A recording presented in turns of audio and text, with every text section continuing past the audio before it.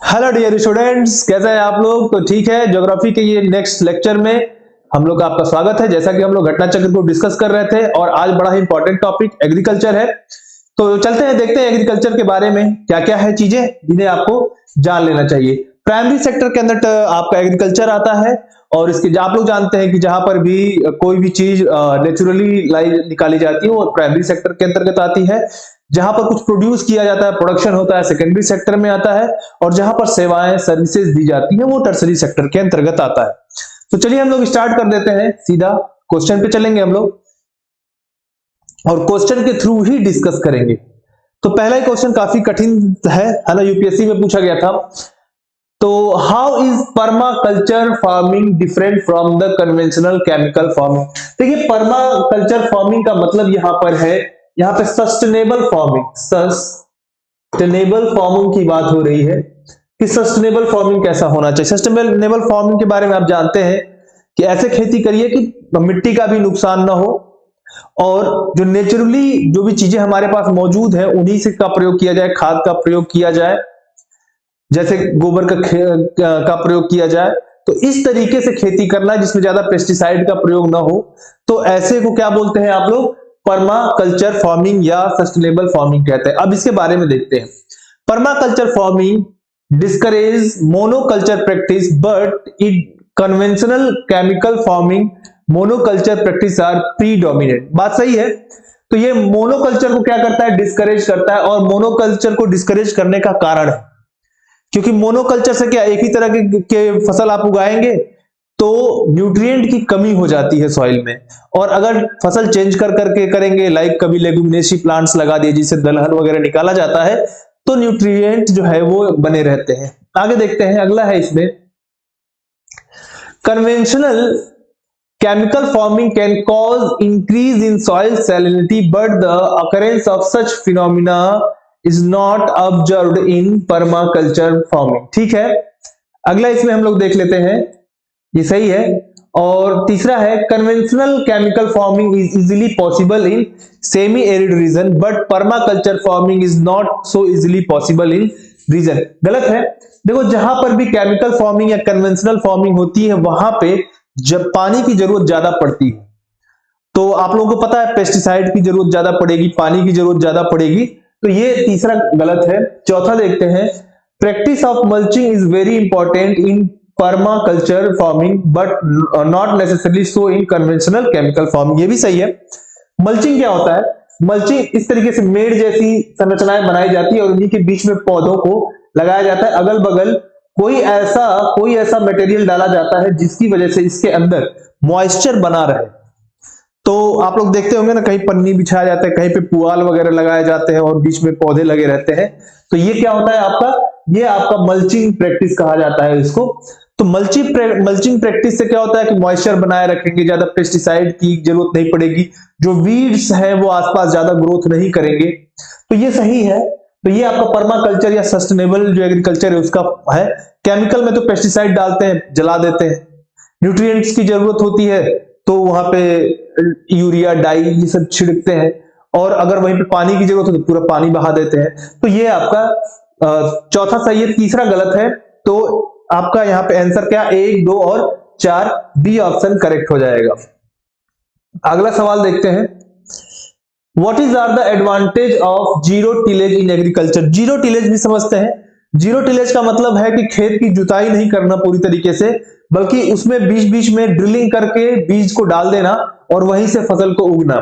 इससे क्या होता है, जो प्रीवियस फसल होती है उसके जो मैन्योर्स होते हैं वो अपने आप सड़कर इसमें मिट्टी में मिल जाते हैं। तो इसमें जलाने की जरूरत नहीं, पराली जलाना और इस तरह काम नहीं होता है। देखते हैं क्या है, sowing of wheat is possible without burning the residue of previous crop. सही है। Without the need for nursery of rice sampling direct planting of paddy seed is in the wait soil is possible. ठीक है, ये भी सही है। Carbon sequestration in the soil is possible, ये भी सही है। तो यानी कि हम तीनों कर सकते हैं। किससे, कार्बन सिक्वेस्ट्रेशन क्या होता है, कार्बन को एनवायरमेंट में रिलीज होने से रोककर उसको जमीन के अंदर ही उसको दबाए रखना। तो देखो पराली जलाते हैं तो कार्बन एनवायरमेंट में रिलीज हो जाता है, राइट, और अगर उसी को जमीन के नीचे दबा दें उसी पराली को तो जमीन के नीचे रहेगा तो कार्बन सिक्वेस्ट्रेशन हो जाएगा। ये बात है, कुछ ये कॉन्सेप्चुअल चीजें हैं जिन्हें आपको समझना होगा। अगला सवाल है, in the context of India which of the following is are considered to be the practice of eco friendly agriculture. तो eco friendly agriculture, crop diversification, हाँ भाई ठीक है ये सही है। लेग्यूम इंटेंसिफिकेशन यानी कि दालें लगाना, सही है। टेस्टियोमीटर यूज, टेस्टियोमीटर क्या होता है, एक इस तरीके से थर्मामीटर जैसा होता है, इसको जब जमीन में डाला जाता है, यहाँ पे कुछ वैक्यूम टाइप का होता है और जमीन में डालते हैं तो इससे पता चलता है कि जमीन का जो मॉइस्चर है ये मॉइस्चर कितना है, तो इस तरह का यूज भी अच्छा माना जाता है। और वर्टिकल्चर फार्मिंग, ये भी सही है। वर्टिकल्चर फार्मिंग का मतलब कि ऐसे वर्टिकल लगाना सारी चीजों को एक एक स्टेप पे जैसे सीढ़ियों की जैसे बनाकर रखना और बीच बीच में वो सारे फसल जो भी लगाना है आपको, खास करके इसमें हॉर्टिकल्चर का अच्छा प्रयोग किया जा सकता है, फ्लोरिकल्चर इसमें डाल सकते हैं। तो ये आपका चारों सही है, तो इसका डी ऑप्शन करेक्ट हो जाएगा। अगले सवाल की तरफ बढ़ते हैं बच्चों। दोस्तों, what are the advantage of fertigation in agriculture. Fertigation in agriculture इसका क्या है, controlling the alkalinity of irrigation water in is possible, ठीक है, ये बात आपका सही है। अगला देखते हैं, efficient application of rock phosphate. अच्छा, फर्टिगेशन होता क्या ये तो समझ लो आप। फर्टिगेशन की बात की गई है तो आप कहेंगे सर फर्टिगेशन क्या होता है। तो देखो जैसे ये पाइप लगाया गया है और इसके आसपास इधर पेड़ पौधे हैं, इधर पेड़ है, इधर पेड़ है, इधर पेड़ है, और यहां से पानी रिस रिस कर इस पाइप से क्या होता है, बूंद बूंद इन पेड़ पौधों में जाता रहता है। तो इसी पानी में ही क्या करना, आपके जो फर्टिलाइजर्स होते हैं मिला देना, इसी को कहते हैं फर्टिगेशन। तो सीधे प्लांट के पास फर्टिलाइजर चला जाएगा, यहां वहां उसका वेस्टेज नहीं होगा। तो ये सही है, एल्कलिनिटी रोकता है क्योंकि ज्यादा पानी इधर उधर बिखरने की जरूरत नहीं पड़ती है। दूसरा, efficient application of rock phosphate and all other phosphate fertilizer। देखो फॉस्फेट फर्टिलाइजर इसमें यूज नहीं करते, कारण है इसका क्योंकि ये क्या है, फॉस्फेट जम जाता है, ठीक है ना, तो ये दूसरा गलत है। तीसरा, increase availability of nutrients to plant is possible, सही है। Reduction in the leaching of chemical nutrient is possible, तो ये भी सही है, लीचिंग यहाँ पे नहीं होती। तो यहाँ पे दो गलत है, तो दो हटा दो, दो हटा दो, दो हटा दो, बच गया सी, यही करेक्ट आंसर हो जाएगा। बोलो भाई, तो ये सारे कुछ कठिन सवाल जो पूछे जाते हैं टर्मिनोलॉजीज पर, खास करके यूपीएससी के एग्जाम में और अब पीसीएस के एग्जाम में भी पूछा जाएगा। बोलो भाई, यहां तक समझ में आ रहा है, आगे बढ़ते हैं। अगला सवाल है हमारे पास, who has written the history of Indian agriculture. तो भैया ये एमएस रंधावा है, इनका बड़ा योगदान था, जैसे एमएस स्वामीनाथन का योगदान ग्रीन रिवॉल्यूशन में था, तो रंधावा साहब का भी था। इन्होंने इंडियन एग्रीकल्चर के बारे में किताब लिखी जिससे इंडियन एग्रीकल्चर में एक नया मोड़ आया, ठीक है ना। तो आपका क्या है, एमएस रंधावा है the history of Indian agriculture लिखने वाले व्यक्ति हैं। The agro ecological reason of the country. तो देखो भारत में एग्रो इकोलॉजिकल रीजन जो है वो 20 है, और अगर आपसे पूछा जाए कि एग्रो क्लाइमेटिक रीजन कितने हैं, तो एग्रो क्लाइमेटिक रीजन है ये 15 है। तो ये दोनों चीज अलग अलग है, एग्रो इकोलॉजिकल 20 है और एग्रो क्लाइमेटिक रीजन जो है वो 15 है। ये दो फैक्ट्स हैं, इन दोनों को याद कर लेना। अगला सवाल है, इसमें स्टेटमेंट दे रखा है 3, India has been divided into 20 agro climatic region. तो देखो अभी बताया एग्रो क्लाइमेटिक रीजन 15 है ना कि 20। India has been divided into 15 agro ecological region, ये 20 है, तो ये दोनों स्टेटमेंट क्या है, गलत है। तीसरा देखो, coverage area of western Himalaya cold arid eco region is more than the coverage area of western Himalaya, ये भी गलत है ना। तो यहाँ पे तीनों स्टेटमेंट गलत दे रखा है, तो 1, 2 और 3 all are incorrect, B option यहाँ पर हो जाएगा, तीनों ही क्या है, गलत है, ठीक है ना।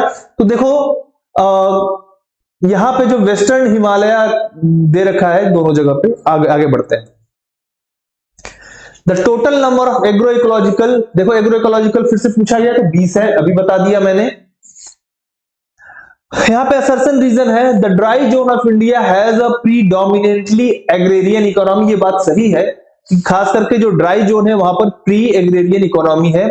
It has large potential for the second green revolution, ठीक है, ये भी सही है, ये दोनों बात सही है। चलो, तो क्या कह सकते हैं कि ये दोनों बात तो सही है, लेकिन यहाँ पे ये जो ड्राई जोन होने का और यहाँ पे प्रीडोमिनेंटली एग्रेरियन इकोनॉमी होने का रीजन ये नहीं है, इसको सही एक्सप्लेन नहीं कर रहा है। सही तो दोनों है, तो क्या हो जाएगा, both A and R true but correct explanation नहीं है। अगला सवाल देख लेते हैं, ये भी in the context of seed replacement rate के बारे में पूछा जाता है। In the context of food and nutritional security of India, enhancing the seed replacement rate of various crops help in achieving the food production target of the future. But what are the constraint, है ना? तो इसका wider implementation भी पूछा जा रहा है। तो यहाँ पे सवाल बन रहा है, there is no national seed policy in place, है भैया, है ना? नेशनल सीड पॉलिसी भारत में है। अगला है, there is no participation of private sector in seed companies in the supply of quality seed, ये भी गलत है, प्राइवेट कंपनी भी भाग लेती हैं, बहुत आसान सा है ये। There is a demand supply gap regarding quality seed in case of low value and high volume crops, ये बात सही है। तो तीसरा सही है, यानी केवल बी यहाँ पे ऑप्शन करेक्ट हो जाएगा। तो देखो, जो नेशनल सीड पॉलिसी है हमारे यहाँ 2002 से लागू है। कब से? 2002 से लागू है। देखो यहां लिखा गया 2002 से लागू है। अगला सवाल, the first agriculture university in the country was setup, देखो 1960 में पंतनगर में सेटअप किया गया था, ये पंतनगर में, और बाद में इसका नाम बदलकर गोविंद वल्लभ पंत एग्रीकल्चर यूनिवर्सिटी कर दिया गया, ठीक है ना? तो ये याद रखिएगा, 1960 में उत्तर प्रदेश में किया गया था, बाद में ये बट गया, उत्तर प्रदेश अलग हो गया। आगे बढ़ते, अब कहां पर है? उत्तराखंड में है।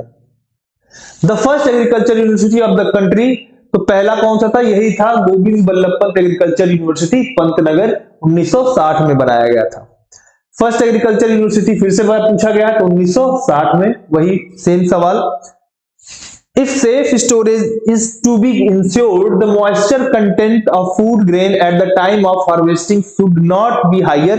अगर फूड कोई भी प्रोडक्ट है और उसको आप लोग चाहते हैं कि भाई उसको हम लोग स्टोर करें, तो ऐसे में जो मॉइस्चर होना चाहिए, नमी, वो 14% से अधिक नहीं होना चाहिए। ए ऑप्शन इसका क्या है? करेक्ट हो जाएगा। अगला सवाल देखो, the approximate representation of land use classification in India is, तो भाई देखो, भारत में जो नेट सोन एरिया है लगभग 45.5% है, तो नियरेस्ट में इसमें 47 दिख रहा है, ठीक है। फॉरेस्ट जो कवर इस समय मौजूद है भारत में, वो है 24.62% है, तो ये आपका 23 नियरेस्ट दिख रहा है, और अदर एरिया 30 बच गया, तो यही सही होगा, आपका डी ऑप्शन करेक्ट हो जाएगा। तो एग्जैक्ट वैल्यू आप याद कर लो अभी, है ना? ये फॉरेस्ट लिखा है, FOREST, तो एग्जैक्ट वैल्यू भी याद कर लो। ये नियरेस्ट अबाउट जो था, क्योंकि ये क्वेश्चन 2010 में पूछा गया था, तो उसके हिसाब से था, लेकिन अभी पूछ लिया जाएगा, तो जो मैंने बताया वो याद रखना आप। अगला है, double cropping in agriculture means raising of two crops at a different time, ये सही है। डबल क्रॉपिंग का मतलब होता है कि जैसे खरीफ के टाइम पे एक फसल लगाया, है ना, और एक जो है रबी के टाइम पे लगाया, ठीक है ना? तो रबी और खरीफ की फसल में अलग अलग लगा दिया आपने, तो ये क्या हो गया? डबल क्रॉपिंग इसको कहा जाता है। चलो आगे बढ़ते हैं। विच of the following is the chief characteristics of mixed farming? Mixed farming क्या होती है? मिक्स्ड फार्मिंग का मतलब कि एक ही फील्ड में कई प्रकार के क्रॉप्स उगाना, और क्रॉप्स उगाने के साथ साथ जहां पे एनिमल हस्बेंड्री, एनिमल रेयरिंग भी करना, तो ये आपका क्या कहा जाता है? मिक्स्ड फार्मिंग कहा जाता है। तो देख लो कहां पर है, हाँ ये देखो आपका सी है, rearing animals and cultivation of crop together, ये आपका सी ऑप्शन यहां पे क्या हो जाएगा? करेक्ट हो जाएगा। आगे देखते हैं, मिक्स्ड फार्मिंग सेम क्वेश्चन है, तो growing several crops and also rearing animal, यहां पे सी ऑप्शन क्या हो जाएगा? करेक्ट हो जाएगा। सेम क्वेश्चन है, कोई अंतर नहीं है, बस थोड़ा सा शब्दों में फेर है। In the given state living percentage of agriculture land is excessive, देखो सिक्किम में जो एग्रीकल्चर लैंड है केवल 10% है, तो यही आपका ऑप्शन सही है, डी ऑप्शन करेक्ट हो जाएगा। आगे बढ़ते हैं, विच of the following is not a characteristics of Indian agriculture, तो यहां पे ठीक है, तो देखो यहाँ पे ओवर डिपेंडेंस ऑन नेचर सही है, low level of productivity, diversity in crop, यहाँ पे pre dominance of large form, तो भारत में जो फॉर्म है वो छोटे छोटे फॉर्म है, छोटे छोटे लैंड्स है, लोगों के पास लैंड होल्डिंग बड़ी बड़ी नहीं है, छोटी छोटी है, तो डी ऑप्शन यहाँ पे ठीक है ना, नॉट सही कैरेक्टर है, बाकी सब सही कैरेक्टर है। अगला सवाल, the reason for low productivity in Indian agriculture is, तो क्या है, ओवर क्राउडिंग इन एग्रीकल्चर ठीक है, स्मॉल होल्डिंग सही है, ट्रेडिशनल एग्रीकल्चर प्रैक्टिसेस सही है, मॉडर्न अभी तक सारी जगह पे नहीं पहुंची, कुछ ही जगह पर पहुंची है, तो इसका डी ऑप्शन करेक्ट हो जाएगा, ऑल ऑफ द अबव। अगला सवाल, which one of the following is the pathway to increase productivity in agriculture, तो efficient irrigation बिल्कुल अच्छी बात है, quality seed सही है, use of pesticide, देखो यूज ऑफ पेस्टिसाइड से भी बढ़ाया जाता है, ठीक है ना, और यूज ऑफ फर्टिलाइजर से भी एग्रीकल्चर प्रोडक्शन इसी से तो बढ़ा है ना यार, बात ठीक है कि पेस्टिसाइड यूज करना is not a good practice for health, लेकिन प्रोडक्शन के लिए तो ये अच्छा ही है, राइट, और यहाँ पे फर्टिलाइजर भी प्रोडक्शन के लिए अच्छा है, तो सारे आंसर इसमें क्या सही है, ठीक है ना, तो यहाँ पे ई हो जाएगा, more than one of the above is correct. Question देखो, असर्शन ए दे रखा है, green revolution technology played a crucial role in gradually transforming traditional agriculture into modern scientific one, सही है, it did not involve much of social and environmental cost, actual में ये आपका देखा जाए तो जो ग्रीन रिवॉल्यूशन लाया गया था उसमें ग्रीन रिवॉल्यूशन से सोशल और इन्वायरमेंटल कॉस्ट तो हुआ, लेकिन उसमें इसको ऐड नहीं किया गया था कि कितना होगा, बात समझ में आई, तो दोनों बात यहाँ पे क्या सही है, लेकिन करेक्ट एक्सप्लेनेशन इसका जो है आपका नहीं है, तो बी ऑप्शन करेक्ट हो जाएगा, दोनों बातें सही है लेकिन ग्रीन रिवॉल्यूशन का वो करेक्ट एक्सप्लेनेशन नहीं कर रहा है। अगला सवाल, which of the following is not the reason for low productivity in Indian agriculture, तो कोऑपरेटिव फार्मिंग है ना, भारत में इसका ये प्रैक्टिस नहीं ही है एक तरीके से समझिए, तो pressure of population on the land, disguised unemployment, small land holding, सही बात है ना, तो लो प्रोडक्टिविटी का कोऑपरेटिव फार्मिंग कतई रीजन नहीं है, बात समझ में आई, चलो आगे बढ़ते हैं। The average size of operational holding in India is the largest in, तो देखो राजस्थान में ये सबसे ज्यादा है, राजस्थान में वैसे भी सबसे बड़ा स्टेट है और उस हिसाब से पॉपुलेशन अगर देखा जाए खास करके कुछ एरियाज में, तो वहां पे बहुत बड़े बड़े लैंड लोगों के पास में है, तो एवरेज लैंड होल्डिंग जो है राजस्थान में ज्यादा है। अगला, agriculture in India is considered as, ठीक है ना, तो भारत में एग्रीकल्चर तो रहने का लाइवलीहुड का एक मींस माना जाता है, लोग खास करके सरवाइव करने के लिए बहुत सारे किसान खेती करते हैं कि उनके पास घर में अन्न हो, खाना हो और वो खा सके इसको। अगला सवाल, with reference to Indian agriculture which one of the following statement is correct, about 90% of area under pulses India is rain fed, बात सही है ना, अब थोड़ा सा कम हुआ है, अब अराउंड 80% हो गया है, और यहाँ पे इज करेक्ट पूछा जा रहा है, ठीक है, तो करेक्ट हो तो गया, क्या दिक्कत है, पहला ही स्टेटमेंट गलत करेक्ट है, सही हो गया, पहला ही ऑप्शन सही है। अगला सवाल, the two largest consumer of chemical fertiliser in India are, तो देखो लार्जेस्ट में आप देखें तो यहाँ पे उत्तर प्रदेश और आंध्र प्रदेश जो है ये सबसे ज्यादा फर्टिलाइजर का प्रयोग करते हैं, कौन, उत्तर प्रदेश और आंध्र प्रदेश। आगे बढ़ते हैं, in newly improved arid land and crops suitable for the green manure is, देखिए लोबिया का प्रयोग किया जाता है, लोबिया को जमीन में लगाकर इसको फिर थोड़ा बड़ा हो जाए तो इसको गाड़ देते हैं, तो इससे क्या होता है कि एक तरीके से फर्टिलाइजेशन जो होता है, फर्टिलिटी जो सॉइल का है वो इंप्रूव हो जाती है। आगे बढ़ते हैं, Which of the following green manure crops contains highest amount of nitrogen, तो इनमें से जितने भी दे रखा है इनमें से जो काऊ पी है ये जो है इसमें सबसे ज्यादा जो है नाइट्रोजन पाया जाता है, अराउंड 0.49% के आसपास यहाँ पे सबसे हाईएस्ट होगा। अगला, balance fertilisers are used to increase the production, सही है, इंप्रूव फर्टिलाइजर एंड एफिशिएंसी, ठीक है, maintain the productivity of the soil, सही है, ये तो बहुत आसान से होता है ना, यहाँ पे तो बहुत जनरलाइज क्वेश्चन है, इस तरीके का होते हैं, जनरलाइज क्वेश्चन जनरल तरीके से करिए, ऑल ऑफ दी सही हो जाएगा, ज्यादा दिमाग लगाना ही नहीं इसमें, है ना। अगला, इन southern India the area of high agriculture productivity is found in. तो देखो जो तमिलनाडु का कोस्ट या कोरोमंडल का जो कोस्टल एरिया है वहां पे प्रोडक्शन ज्यादा हो रहा है एग्रीकल्चर का, और देखा जाए तो हमारा यहाँ जो गन्ने की खेती वगैरह भी है अब वो महाराष्ट्र में, तमिलनाडु में, इन सब जगहों पे धीरे धीरे शिफ्ट हो रही है। आगे बढ़ते हैं। The richest state in replenishable ground water resource. Replenishable ground water का मतलब होता है कि ग्राउंड वाटर फिर से उसमें रिचार्ज हो जाए, रिन्यू हो जाए। तो देखा जाए तो उत्तर प्रदेश में वैसे भी सबसे ज्यादा ग्राउंड वाटर पाया जाता है, और उत्तर प्रदेश में जल्दी से ग्राउंड वाटर रिचार्ज होने की भी संभावना रहती है। तो सी ऑप्शन यहाँ पे क्या हो जाएगा, करेक्ट हो जाएगा। आगे बढ़ते हैं।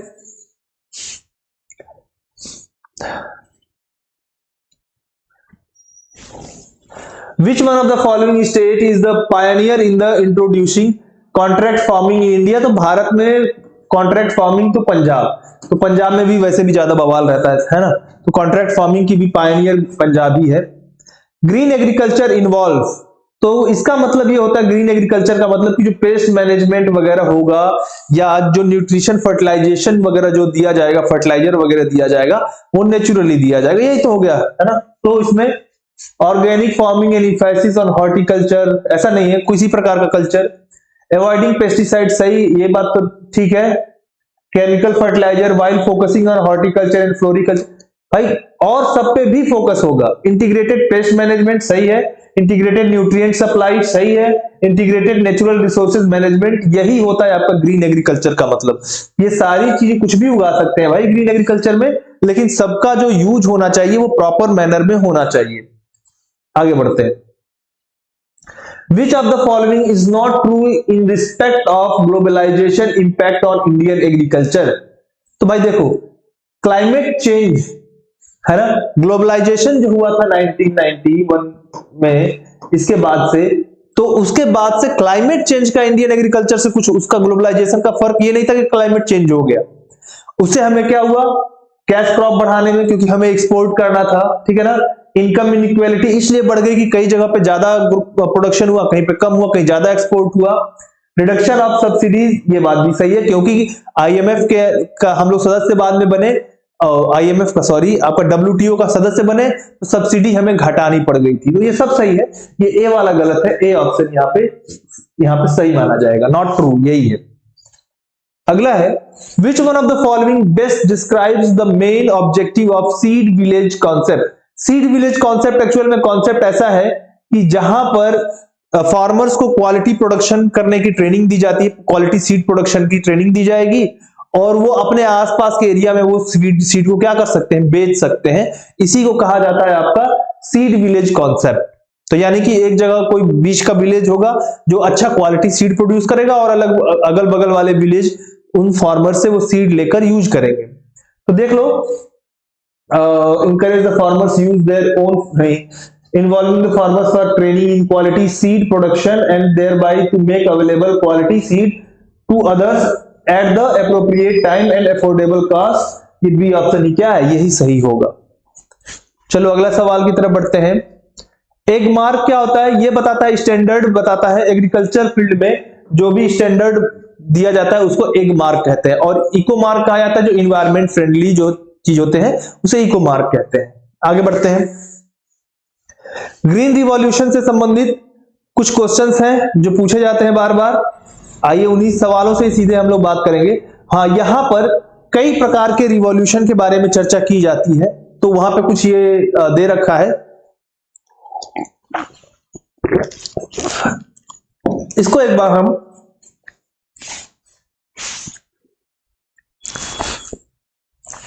देख लेते हैं, फिर आगे बढ़ेंगे। Green revolution fruit production and crop production से रिलेटेड था। Golden revolution fruit and vegetable production से, याद रखना, golden revolution fruit and vegetable production. White revolution milk production. Brown revolution fertiliser production. Non conventional energy भी इसमें है। Brown revolution में fertiliser production and non conventional energy भी है। Blue revolution fish के लिए यानी पिसीकल्चर के लिए। Red revolution meat and tomato production के लिए है। ब्लैक रिवॉल्यूशन पेट्रोलियम प्रोडक्शन के लिए। राउंड रिवॉल्यूशन पोटैटो प्रोडक्शन के लिए। Yellow revolution oil seed production के लिए है, और pink revolution onion and prawn जो है ना, प्रॉन जो मछली आती है उसके से रिलेट करता है, मीट से भी रिलेट करता है। आगे बढ़ते हैं, इसमें सवाल पे चलते हैं सीधे। ग्रीन रिवॉल्यूशन कब शुरू किया गया था? तो ये 60s में किया गया था बच्चों, 60s में किया गया था, 66 से 1966 1967 में से ये स्टार्ट हुआ क्या? Green revolution. अगला सवाल है, the term evergreen revolution has been used.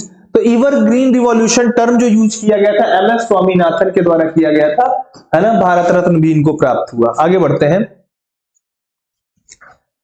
अगला सवाल, Norman Ernest Borlaug who is regarded as the father of green revolution is from which country? ये यूएसए से थे। कहां से थे? यूएसए थे, और मैक्सिकन वैरायटी के ऊपर इसका प्रयोग किया गया था मुख्य रूप से। आगे बढ़ते हैं, Norman Borlaug was given Nobel prize in the field of peace, क्योंकि खाना पीना इन्होंने बढ़ाया तो पीस बढ़ गई, है ना। एग्रीकल्चर में तो इन्होंने अच्छा योगदान दिया था, ग्रीन रिवॉल्यूशन का जनक कहा जाता है, लेकिन नोबेल प्राइज मिला था पीस के लिए। आगे बढ़ते हैं, the father of green revolution in the world, तो कौन है? Norman Ernest Borlaug. आगे बढ़ते हैं, who among the following was closely associated with the green revolution? तो डॉक्टर स्वामीनाथन। चलो आगे बढ़ते हैं, ग्रीन रिवॉल्यूशन मींस तो क्या हो गया? तो ग्रीन रिवॉल्यूशन का मतलब कि देखो दो चीजें हैं, एक तो पेस्टिसाइड का यूज बढ़ गया, है ना, और दूसरा किसका बढ़ गया? हाई यील्ड वैरायटी का यूज बढ़ गया। तो यहां देखो high yield variety programme, C option यहां पे करेक्ट हो जाएगा। Which of the following most appropriately describe the nature of the green revolution of the late 60s of 20th century? तो हाँ देखो यहाँ पे सीड, अच्छी क्वालिटी की फर्टिलाइजर यूज करना और ज्यादा ज्यादा वाटर यूज करना, इस टेक्नोलॉजी का प्रयोग करना, तो ये डी ऑप्शन यहाँ पे करेक्ट हो जाएगा। मैंने अभी थोड़ी देर पहले ही बताया था आपको कि जो ग्रीन रिवॉल्यूशन में मुख्यतः हाई यील्ड वैरायटी का प्रयोग, फर्टिलाइजर, पेस्टिसाइड का प्रयोग, और साथ साथ में वाटर का बहुत इंटेंस प्रयोग होता है। इसी वजह से तो सैलिनिटी की समस्या बढ़ रही है ना। ग्रीन रिवॉल्यूशन रिलेटेड टू, तो देखो ग्रीन रिवॉल्यूशन वैसे तो शुरुआत किया गया था पैडी के लिए, लेकिन इसका जो मुख्य जो देखने को मिला इंप्रूवमेंट वो वीट में मिला, यानी गेहूं में मिला। तो वीट प्रोडक्शन में इसका सबसे ज्यादा देखने को मिला। अगला है, green revolution in both highest production and productivity, तो ये सबसे ज्यादा इसमें इंप्रूवमेंट किसमें हुआ था? वीट में ही हुआ था। सेम सवाल है, बस चीजें बदली गई हैं और कुछ नहीं है इसमें। The impact of the green revolution was felt most in the production of the wheat. Same question, कोई अंतर नहीं है। फिर से वही सवाल है, इंडिपेंडेंट के बाद सबसे ज्यादा प्रोग्रेस किसमें हुआ? वीट कल्टीवेशन में हुआ, है ना। आगे, Which was the main crop used in the green revolution? तो देखो इसमें मैक्सिकन, अभी थोड़ी देर पहले मैंने बताया था ना, इसमें मैक्सिकन वीट का प्रयोग किया गया था। आगे बढ़ते हैं, As a result of green revolution, the yield per hectare of wheat touched the record of ये 20,000 kg, ये आपका पहुंच गया था पर हेक्टेयर के हिसाब से। अगला, What is the about the second green revolution? तो नॉर्थ ईस्ट में करने की बात हो रही है ना, ऐसे एरिया जहां पे ग्रीन रिवॉल्यूशन ने टच नहीं किया। It is aim at further increasing the production of wheat and rice in area already benefited from the, देखो ऑलरेडी जो बेनिफिट कर चुके हैं वहां पे क्यों जाएंगे? ठीक है, पहला गलत हो गया, तो जहां भी एक दिखे काट दो, ये काट दिया। आगे देखते हैं दूसरा क्या था option, it aim at extended seed water fertiliser technology, ये बात तो सही है। It aim at the increasing yield of crop other than those used for the green revolution, नहीं अदर देन क्रॉप्स तो चलो ठीक है ना, लेकिन साथ में गेहूं और धान उसका भी यूज होगा, तो आपका सी ऑप्शन यहाँ पे करेक्ट हो जाएगा। ऑलरेडी अगर 3 हटा दिया जाए तो यही बच गया, तो चौथा अपने आप सही हो गया। It aim at integrating cropping with the animal husbandry, social forestry and fishing, ये बात बिल्कुल सही हो जाती है। आगे बढ़ते हैं हम लोग सवालों पे। Select the component of green revolution by using the given code. ये हाई वैरायटी ऑफ सीड, बात सही है भाई, high oil, irrigation, rural electrification, rural road and marketing, सारी की सारी बातें ग्रीन रिवॉल्यूशन की ही है। डी ऑप्शन करेक्ट हो जाएगा। ग्रीन रिवॉल्यूशन में हाई वैरायटी, इरिगेशन, बिजली रहेगा तभी तो पानी मिलेगा, और रोड रहेगा, मार्केट रहेगा, तभी तो ग्रीन रिवॉल्यूशन में जो प्रोडक्शन होगा उसको बेचा जाएगा। अगला सवाल, असर्शन रीजन दिया है, green revolution has resulted in the growth of food grain production in India, सही है। Regional disparity have been aggravated due the green revolution India, बात बिल्कुल सही है, ठीक है ना। तो यहां पर दोनों बात सही है यहाँ पे, लेकिन ग्रीन रिवॉल्यूशन का जो प्रोडक्शन हुआ वो डिस्पैरिटी की वजह से नहीं हुआ, बल्कि वो एरियाज की वजह से हुआ, ठीक है। तो यहाँ पे आपका ए ऑप्शन करेक्ट हो जाएगा। चलो, true but R is not correct explanation. आगे बढ़ते हैं। रेनबो रिवॉल्यूशन इज, रेनबो का मतलब है कि सब कुछ उगाओ ना भाई, जो भी उगा सकते हो। रेनबो का मतलब क्या होगा, बहुत सारे कलर, तो क्या हो गया, all of these, green revolution, white revolution, blue revolution सब आ गए इसमें। आगे बढ़ते हैं। लिस्ट 1 और लिस्ट 2 यहां पे मैच करना है। ग्रोथ इन फूड प्रोडक्शन, तो फूड प्रोडक्शन में क्या हो गया, green revolution. Milk production white revolution. Fisheries क्या हो गया, फिशरीज ब्लू रिवॉल्यूशन हो गया। फर्टिलाइजर ग्रे, तो 1 का 1 और डी का 4, देख लो कहां पर है, केवल यही दिखाई पड़ रहा है, ए ऑप्शन करेक्ट हो जाएगा। तो यहां पे कुछ रिवॉल्यूशन है, फिर से देख लो इसको, है ना, फिर से देख लेते हैं। Food production green revolution, milk white revolution, fisheries blue revolution, fertiliser grey revolution, different golden revolution किसको, फ्रूट्स और वेजिटेबल, सिल्वर एग प्रोडक्शन या पोल्ट्री प्रोडक्शन को सिल्वर बोलते हैं, राउंड पोटैटो को बोला जाता है, पिंक रिवॉल्यूशन प्रॉन या ओनियन को बोला जाता है, ग्रे रिवॉल्यूशन फर्टिलाइजर हो ही गया, और रेड रिवॉल्यूशन मीट या टोमेटो जो उगाते हैं इसको बोला जाता है। आगे बढ़ते हैं। पिंक रिवॉल्यूशन किससे रिलेटेड है, तो ओनियन से रिलेटेड है, डी ऑप्शन इसका करेक्ट हो गया। ब्लैक रिवॉल्यूशन किससे रिलेटेड है, तो ये आपका क्रूड ऑयल प्रोडक्शन से है। ब्लैक रिवॉल्यूशन किससे है, क्रूड ऑयल के प्रोडक्शन से रिलेटेड है। यहां पे भी वही कुछ दिया गया है रिवॉल्यूशन, और आपको बताना है कि किससे रिलेटेड है। नॉट करेक्टली मैच्ड कह रहा है ना। तो गोल्डन हॉर्टिकल्चर से अभी बताया, फ्रूट का प्रोडक्शन करना। व्हाइट मिल्क का है, ब्लू रिवॉल्यूशन फिशरीज से है ना, फिश प्रोडक्शन से है related. Blue revolution green revolution agriculture, ये सही है, तो C option is not correctly matched. अगला सवाल, the blue revolution is associated with fishing, अभी हो गया आंसर। फिर से ब्लू रिवॉल्यूशन पूछा है, तो यहां पे फिशरीज हो गया, कोई अंतर नहीं है ये सवालों में। फिर से ब्लू रिवॉल्यूशन हो गया, तो फिशरीज को ही पीसी कल्चर के नाम से जाना जाता है, तो पीसी कल्चर सही हो जाएगा, है ना। सेरीकल्चर का क्या मतलब हो गया बताएंगे, हॉर्टिकल्चर का क्या मतलब है कमेंट में आप लोग बताकर मुझे बताओ, ठीक है ना। आगे बढ़ते हैं। Blue revolution again fish production, कोई अंतर नहीं है। हाँ, zero till seed cum fertiliser drill was developed by, तो ये जो है इसका यूज किया जाता है वही कि टिलेज, जीरो टिलेज से ले, यानी कि खेती नहीं करना है बल्कि होल बनाकर वहीं पे सीड को गाड़ देना है। तो ये आपका जीबी पंत यूनिवर्सिटी के द्वारा, एग्रीकल्चर यूनिवर्सिटी के द्वारा इसको बनाया गया था। Which one of the following is not correctly matched with regard to the revolution in agriculture? तो व्हाइट तो मिल्क सही है, ग्रीन तो आपका फूड ग्रेन सही है, गोल्डन तो हॉर्टिकल्चर सही है, ब्लू वाला पोल्ट्री नहीं है, बल्कि पोल्ट्री के लिए क्या है, सिल्वर रिवॉल्यूशन एग प्रोडक्शन, या पोल्ट्री के लिए क्या है, सिल्वर रिवॉल्यूशन है, तो डी ऑप्शन यहां पे करेक्ट हो जाएगा। Which one of the following is not commercial crop? तो देखो यहाँ पे यार, कॉटन कॉमर्शियल है, शुगर भी है, बनाना भी है, बाजरा कॉमर्शियल क्रॉप नहीं है, डी ऑप्शन यहाँ पे करेक्ट हो जाएगा। ठीक है, अब यहाँ पे हमारा नेक्स्ट जो चैप्टर आ गया है फूड क्रॉप्स, जिसमें रबी क्रॉप्स, खरीफ क्रॉप्स, इन सब चीजों के बारे में हमें पढ़ना है। तो ठीक है, आज के लिए हम लोग इतना ही रखेंगे, फिर कल इसके बारे में आगे एग्रीकल्चर एक और क्लास होगी जिसमें एग्रीकल्चर कंप्लीट हो जाएगा। तो लगे रहिए आप लोग, बीसीएस की तैयारी करते रहिए, जल्दी से जल्दी आप लोगों का सिलेक्शन हो, यही शुभकामनाओं के साथ आज की क्लास यहीं समाप्त करते हैं। थैंक यू सो मच, जय हिंद, जय भारत।